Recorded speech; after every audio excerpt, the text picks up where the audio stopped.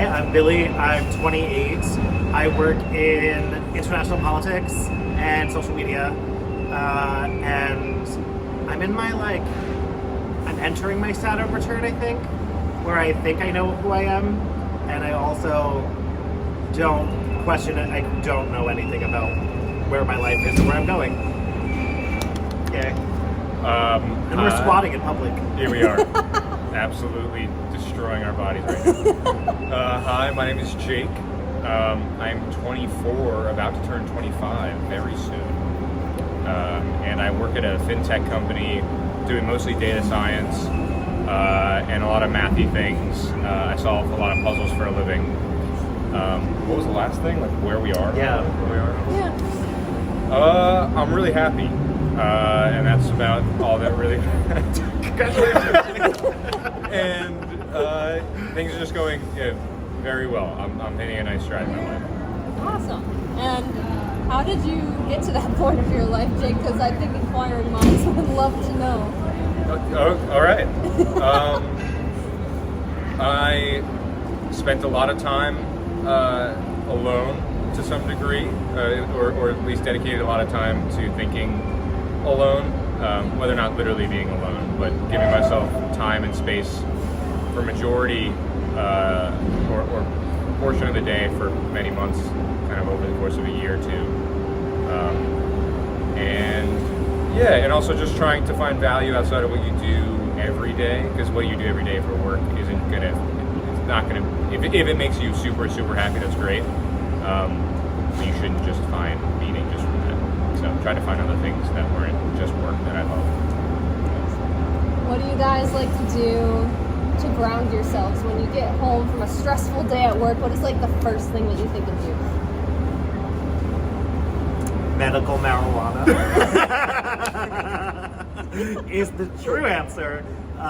Also yoga, if I really need to escape my brain. I try and meditate a lot. But I would say to decompress almost every day. I not every day, but most days after work, at the very least, I'll work out. And I like taking hot showers, or if I can ever get in a steam room or something, that's a surefire way for me to just relax my mind.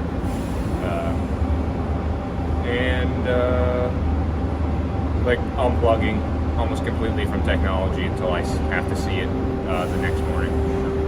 I also want to add that working out helps. I spent a lot of my life not working out, and I feel like now the only time where I can actually not pay attention to anxiety is when I'm focusing on my body. So it doesn't have to be anything crazy, but just getting out of my head is helpful. Yeah, you're just walking. But then if you add a little bit of intensity to it, I find that then you have to think about that, and you're oh, this sucks. But then you realize, but I wasn't thinking about the other things that are sucking. Me running. I'm just I feel like I'm gonna die. I'm gonna die. But yeah. Literally me.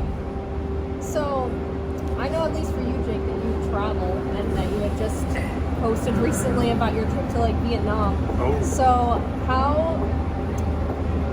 how do you go on those trips sometimes if you are not feeling your best mentally? How do you push yourself to go out and experience life in that way?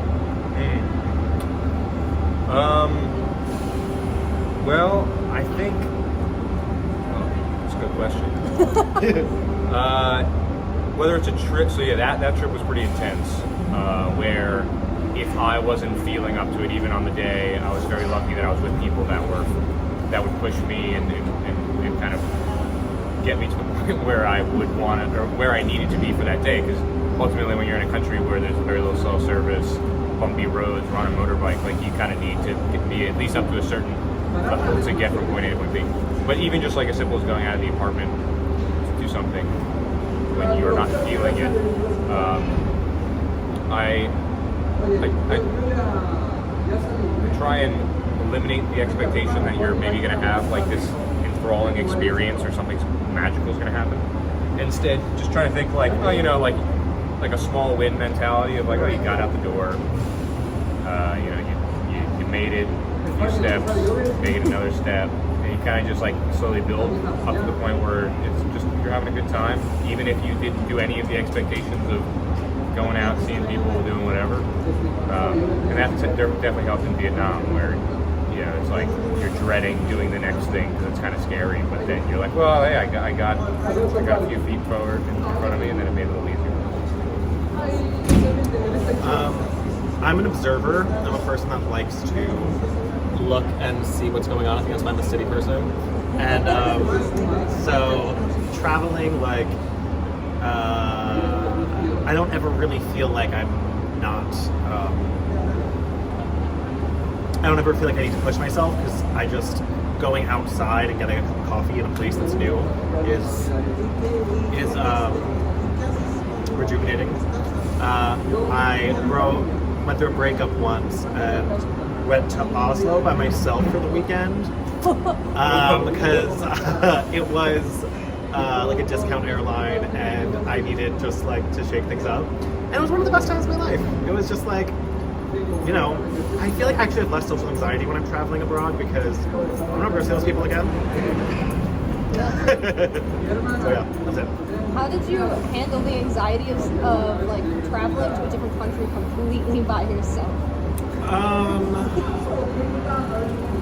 don't know. I feel like sometimes as someone with anxiety, like forcing yourself into like I'm always nervous, so I might as well like use that to do something that I want to do and to see things I want to see. And I don't think I would have been able to do it without like being a New York City like person. I think I've seen it all. Like there's nothing. There's definitely not like anything crazy happening in Oslo. It's going to be worse than Times Square around the block. So, yeah, I don't know. I'm very self-motivated to like observe other things. So that's the main motivation there. Do you guys have any like books that you recommend, music, any other kind of like activities or resources? Yeah, like anything. Yeah, just anything. Well, personally, I love, there's like this hyper fetishization of like starting the day and like just immediately like rocketing into the grind of whatever, yada, yada, yada. I hate that. I'm a pretty calm person, I think, and I think the way that I've gotten to that point, at the very least, is like starting, is like easing into the day instead of just like rocketing out of a cannon and be like, wake up 4 a.m., work out second time because I've been up since 2 a.m. So I think just nice relaxing, whether it's music or some sort of ritual in the morning to ease into the day has been amazing for me.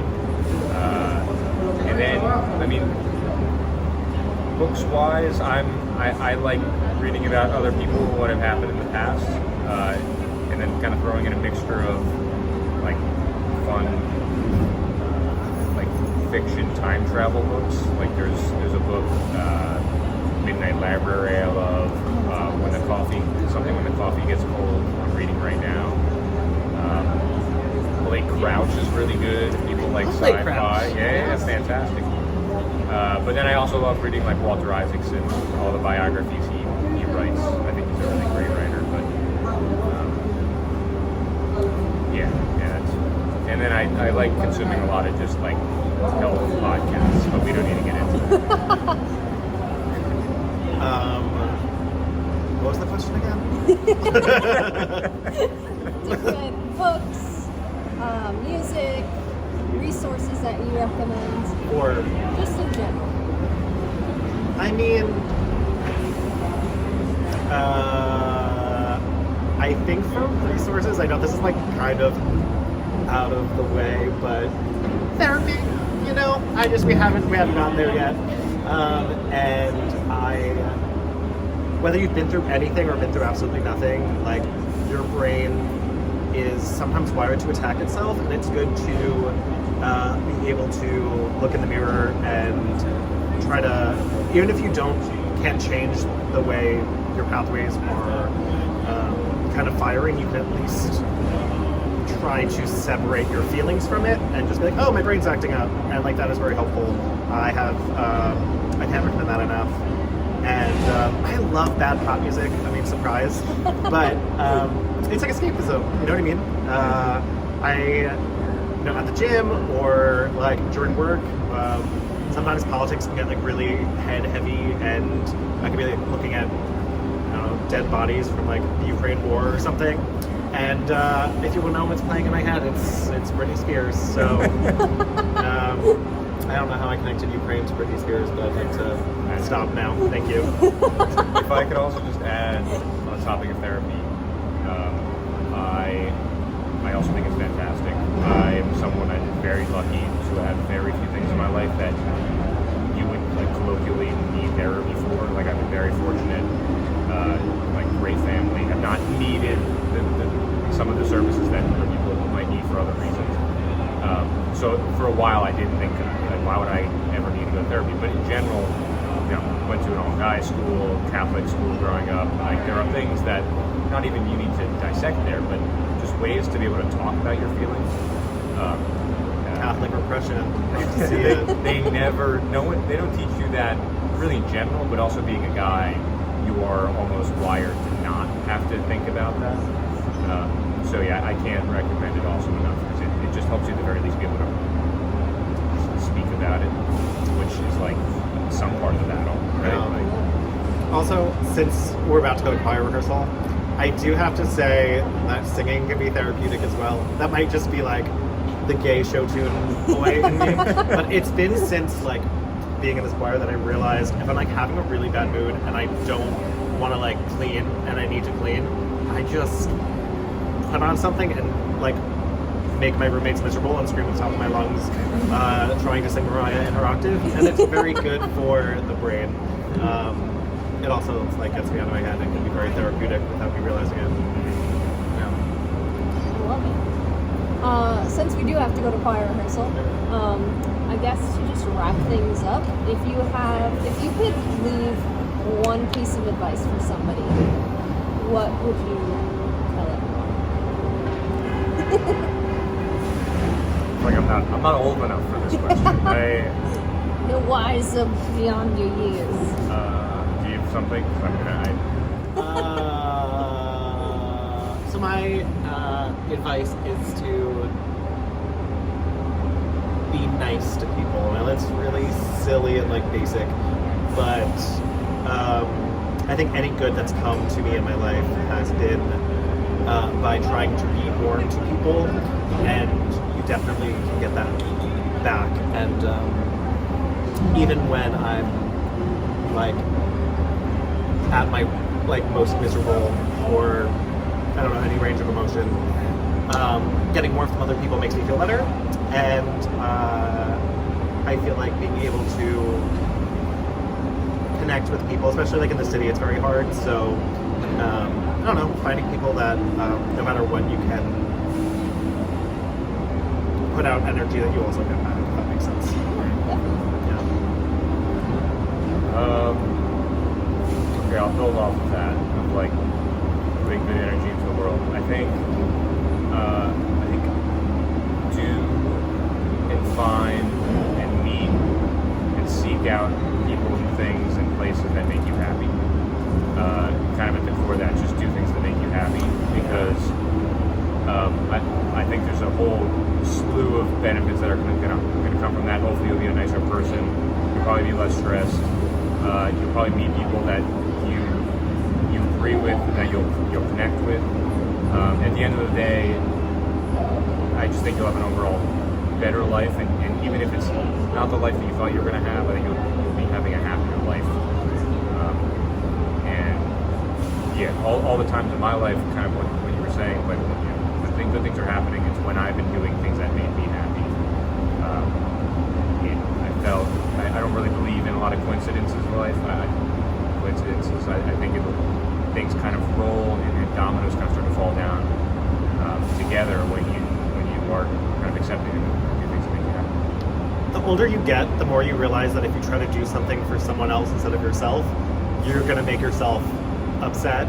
And no matter how much you try to like ignore that, you have to follow what